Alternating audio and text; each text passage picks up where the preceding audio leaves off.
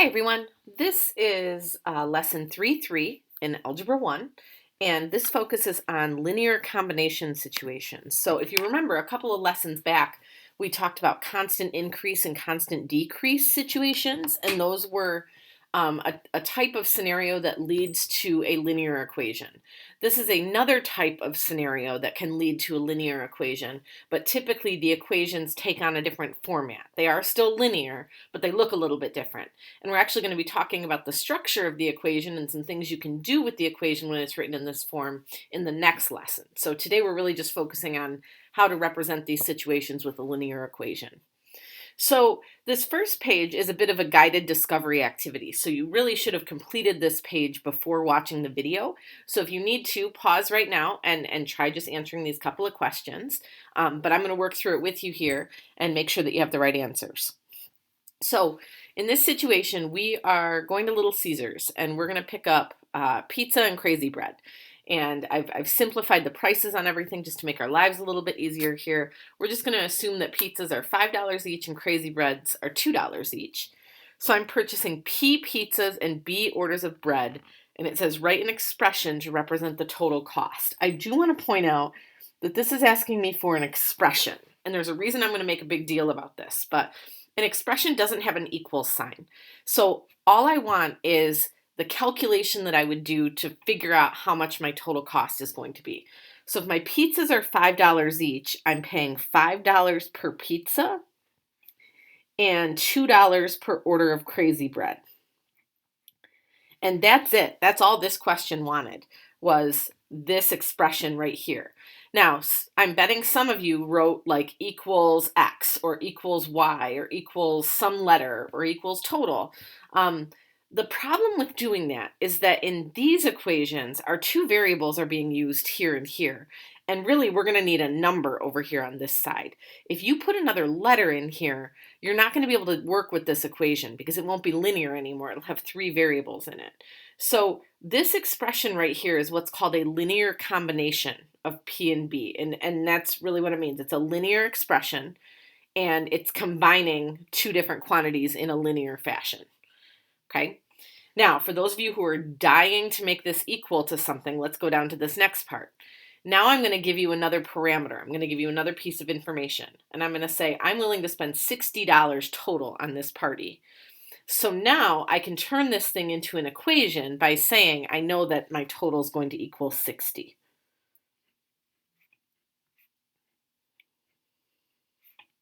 So with these types of equations, you're never going to be equal to a letter over here.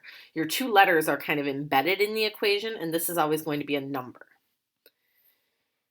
So then it says determine four ordered pairs that would represent solutions. So four combinations of P and B that could add up to $60.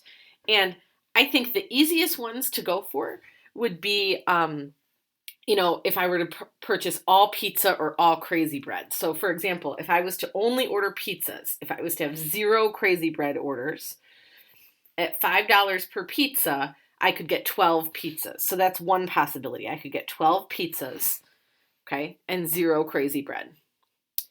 What if I just wanted crazy bread for those $60? Well, if I cover up the 5P, I would have 2B equals 60. So I could get 30 orders of crazy bread and 0 pizzas. So I always find the zeros to be some of the easiest ones to calculate with.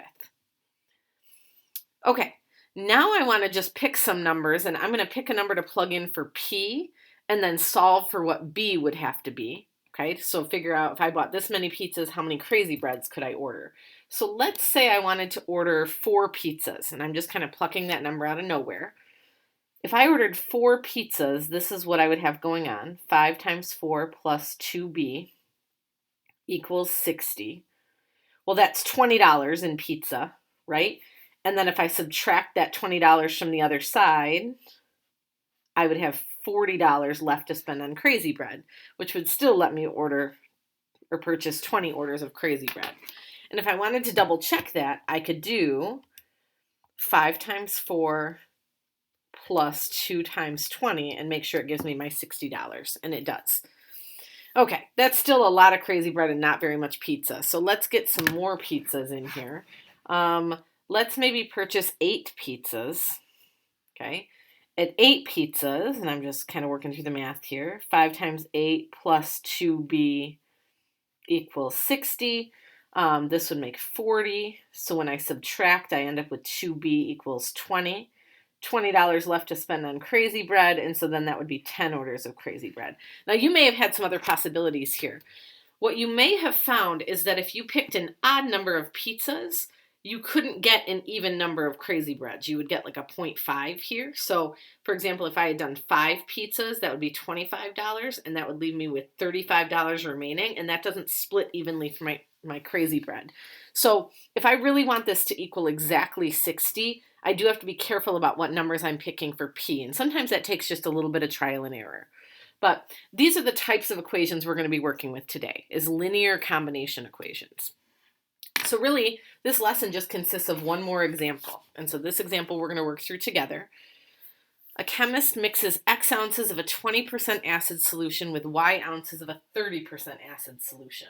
And I'm going to, real quick here, draw you a picture to kind of represent this. Actually, I think I can fit it right there on that sheet. So what we have going on here is we have this beaker of a solution. Okay, and if you remember from chemistry, maybe you've learned this already in chemistry, hopefully. A solution is just a mixture, right? So I've mixed two things together, and 20% of this is acid. Okay, and there's X ounces of this total. And then I'm mixing that, so I'm adding it to another beaker, another solution. Here there's Y ounces of solution, and this one is 30% acid. Okay, my picture is very tiny down there. Hopefully you can see that. And then the final mixture is going to be a bigger mixture here. I don't know how much is in here total, and I believe that's what I'm trying to find. But in my final solution, this represents 9 ounces of acid. Okay? So the thing I want you to wrap your heads around is just because there's 9 ounces of acid doesn't mean there's only 9 ounces in this beaker. There's a lot more than that. Okay, there's a percentage of this that is acid, and it comes from mixing these two things together. So as far as our equation goes, really what we want to be focused on is how much acid is in each of these beakers. Okay, if 20% of this beaker is acid and there's X ounces, I can represent that as 0.20 times X. And if 30% of this beaker is acid, I can represent it as 0.30 times Y. So this is how much acid is in this first beaker. This represents, how much actual acid is in that 20%. 0.30Y is how much acid is in this 30%. And we know that when we put those two darkened sections together, it leaves us with 9 ounces at the end. Okay, so my equation here is 0.2x plus 0.3y equals 9. So being able to write that equation is kind of half the battle here. And I hope the picture helps. You may find it helpful to draw diagrams like that because you're going to have problems like this in your homework assignment and on your next quiz.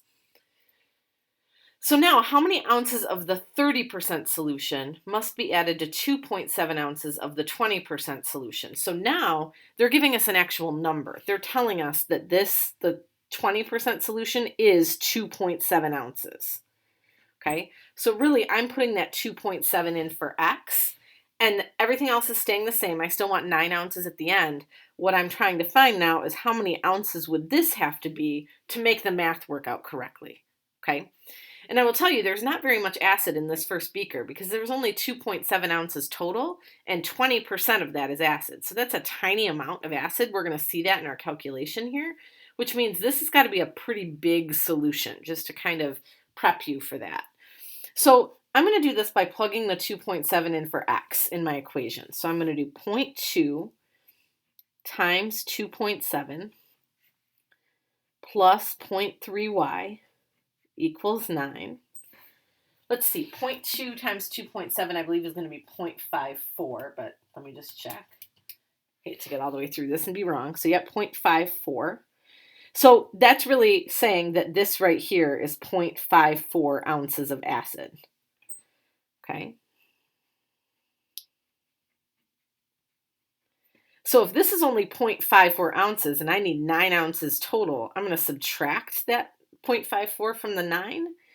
And I'm going to find out that whatever I'm getting out of that Y beaker, I need it to be 8.46 ounces of acid to make up 9 ounces total. So this needs to be 8.46 ounces. Well, if that's only 30% of this solution is going to be quite a bit bigger than 8.46. And here's how we're going to figure that out. We're going to divide by that 0.3. So 8.46 divided by 0.3 comes out to be 28.2 ounces. And the question I always get here is, how can this be 28.2 ounces when this is only 9 ounces? And again, and I tried to point this out in the picture, that 9 ounces just represents the acid in that beaker. It doesn't represent the total mixture. So this total mixture is obviously quite a bit bigger. It's going to be more like 30 ounces of mixture here, of which 9 ounces of that is acid. Okay. So now it says rewrite the equation in slope-intercept form. And we did this in our lesson the other day. We didn't do any with decimals, but don't let that freak you out. It's not going to change very much for us. So I'm just rewriting the equation here. So just like before, I'm going to start by subtracting that 0.2x from each side. And because I know we want it in slope-intercept form, I'm going to put the x part of that term first. So I'm going to put the negative 0.2x. And then plus 9, because that's a positive 9. And then I'm going to come through and divide everything by 0.3. Okay, so I end up with y equals, now here, 0.2 divided by 0.3 is going to reduce just like a fraction. And those decimals are really just going to kind of cancel. It's going to become a 2/3. And oh, I almost forgot my negative. It's negative 2/3 because of that negative there. So negative 2/3 x plus, and then 9 divided by 0.3 would be 30. Okay, so next up, they want us to graph this thing. And now that we've got it in slope-intercept form, that should be easy to do. We're going to start at our y-intercept, right? And we know our y-intercept is 30 from looking at that equation. So this graph is conveniently numbered here. And then my slope is telling me to go down 2 and to the right 3. So I'm going to go down 2 and to the right 3. Down 2 and to the right 3. Right 3. And I could keep going. I do believe this is going to come through and hit at like, oh, let me see if I remember. I think it hits at like 45 over here. But I'm going to do a few more dots because I don't trust myself to draw a straight line.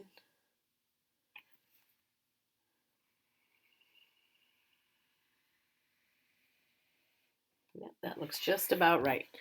Okay, so there's our line that represents all of the different combinations of x and y that would work in this equation. Now, that slope may have freaked some of you out. Okay, maybe not freak out, but when I was counting those boxes, some of you may have been yelling at the screen like, wait a minute, I wasn't really going down 2 and over 3 because look at how this thing is numbered. I believe this is numbered by 2's, 2, 4, 6, 8, 10. So when I went down 2 boxes, that wasn't really 2, right? That was 4. As long as your y-axis and x-axis are numbered in the same increments, which they are here, as long as they're numbered the same, you can still count boxes like that. Because if you think about what I did, I went down 2 boxes, so really I went down 4, right? But then I went to the right 3 boxes, which was really 6. And so if you think about 4 over 6, that's equivalent to 2 over 3.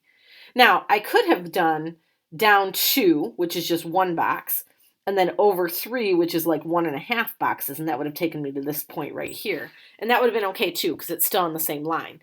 But you are allowed to just, if your graph is numbered weird, as long as the x and y axis are numbered in the same way, you can just count boxes like that, okay? Because the ratios will stay the same. Now, if the axes were numbered differently from each other, then you would have to pay attention to how far are you really going down versus how far are you really going over, okay? But in this one, that's totally okay. Okay, that's it for this example. You are going to have an example very similar to this in your homework tonight. So make sure you refer back to this as you're working through that example. And then for tonight, you are working on no, I'm sorry. Yes, a lesson master for 3-3. Okay. All right. I will see you in class.